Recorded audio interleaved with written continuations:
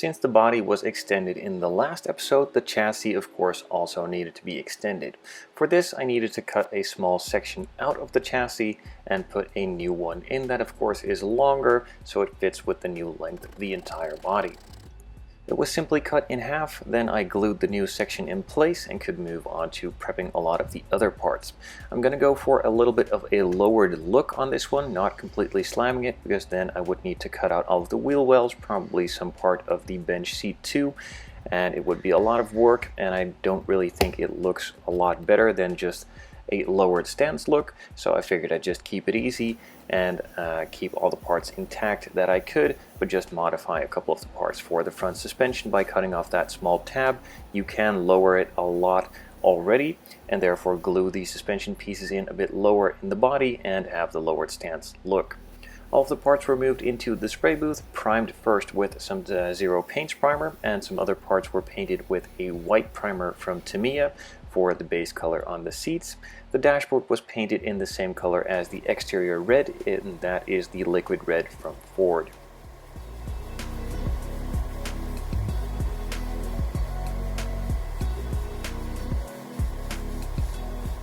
So the two-tone theme that I had on the exterior, I wanted to move into the interior as well. So I first painted the seat in the white, then masked off the center section to paint the outer lip, or the lower half of the seat, in a red.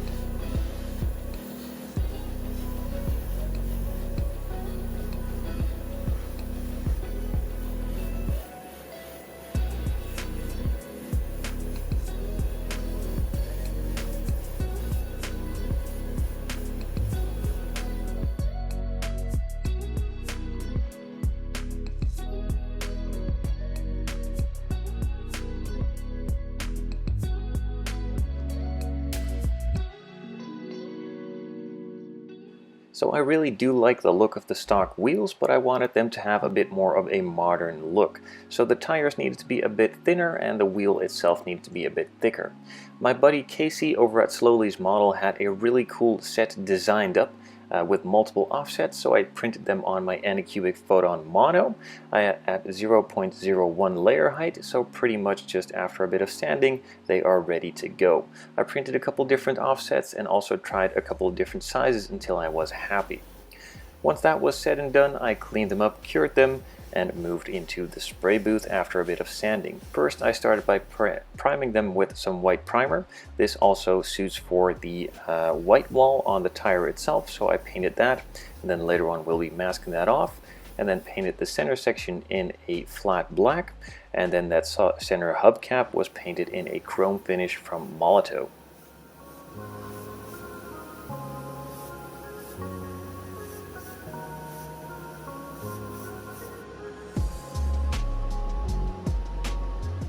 I gave the primer on the tires a couple of hours to cure before moving on to the masking stage. I just put a big piece of masking tape on top of it, pressed down along the edge of the white wall section, then carefully cut around it, removed the excess masking tape, went back into the spray booth to paint the tire with a flat black.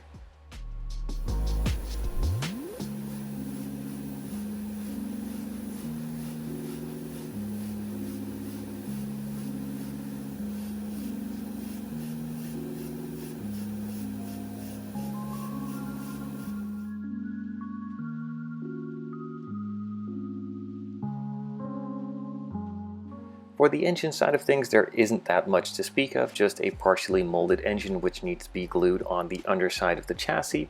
I did paint it in silver and added some black detailing according to the instructions, and could then just start assembling it all.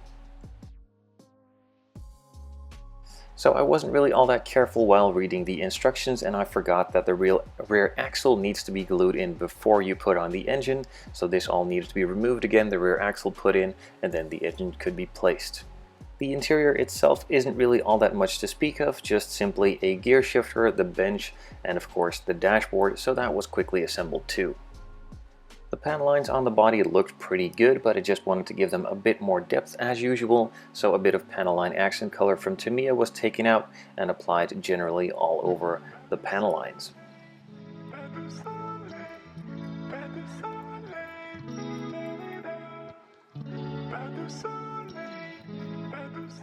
Before I could put the chassis inside the body and finish that section off, I needed to of course finish the cab off by gluing in the clear parts, and also the dashboard needed to be assembled before that could be glued into the front section of the body as well.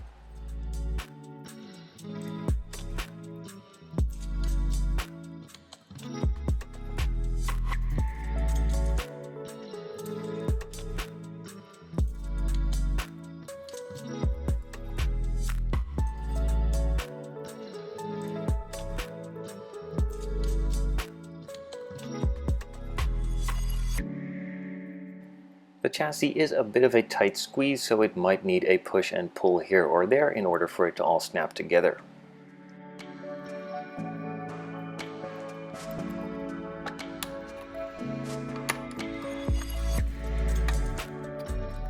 With the chassis and body now together, I could move on to finishing off the wheels. I glued the hoop into the tire and then also glued the centerpiece in that hoop.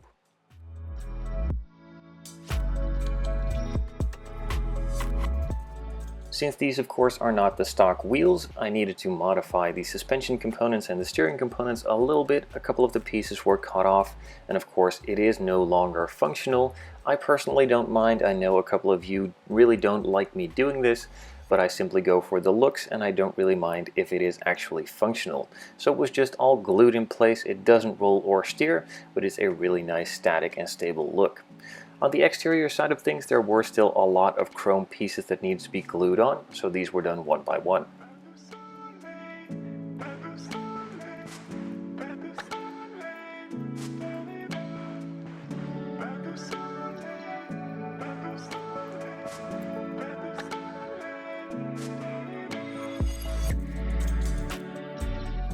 The window wipers came fully chrome plated. Now of course the wiper blades themselves need to be a rubber, and therefore I just quickly took out a permanent marker and painted them black.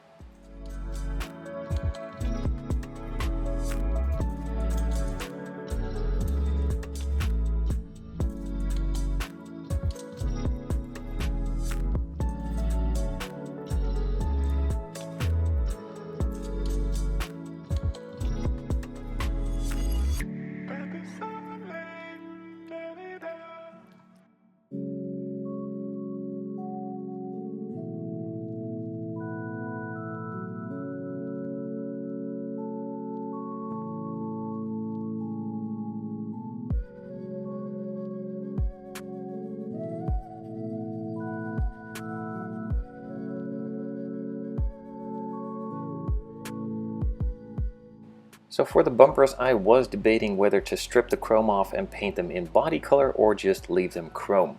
Since a lot of the exterior parts are left in the chrome finish, I decided this would fit in really nicely, and I left them in the chrome too to match up with the rest of the parts.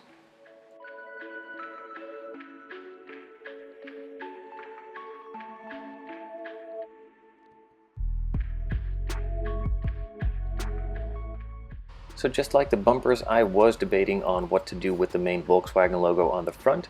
On a lot of the past builds I've done of types of these buses, I did do them in chrome foil, so I know it can be done and it looks kind of good. But on the other hand, it does fit in really well with the red paint and not make it stand out as much, and gives more attention to the Porsche logos and the other decals and not just take all the attention to the big Volkswagen logo on the front. So I think it looks a lot better just blended in this case, and gives a bit of a custom touch. To finish off the bed, there of course need to be some panels glued on. You can have them in the open position, in the closed position like I'm doing here, or do a combination of both.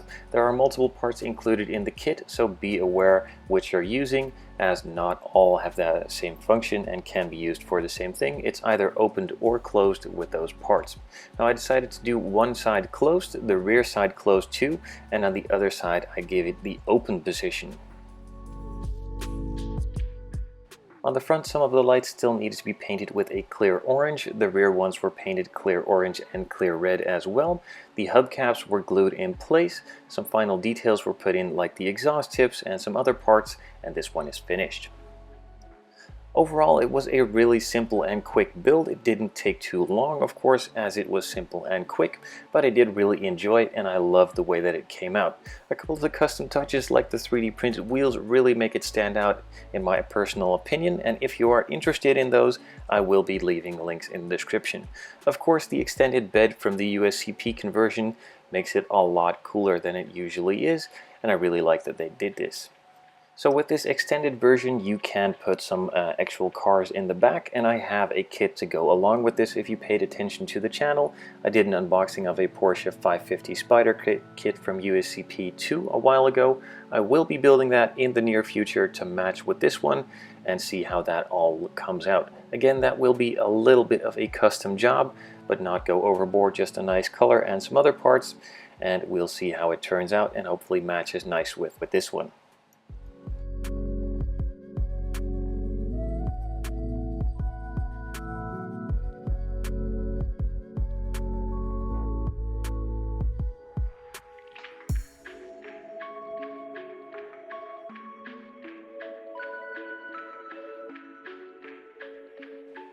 Man, I have honestly no clue why they included the headlights for the Beetle in this kit too. They obviously don't fit.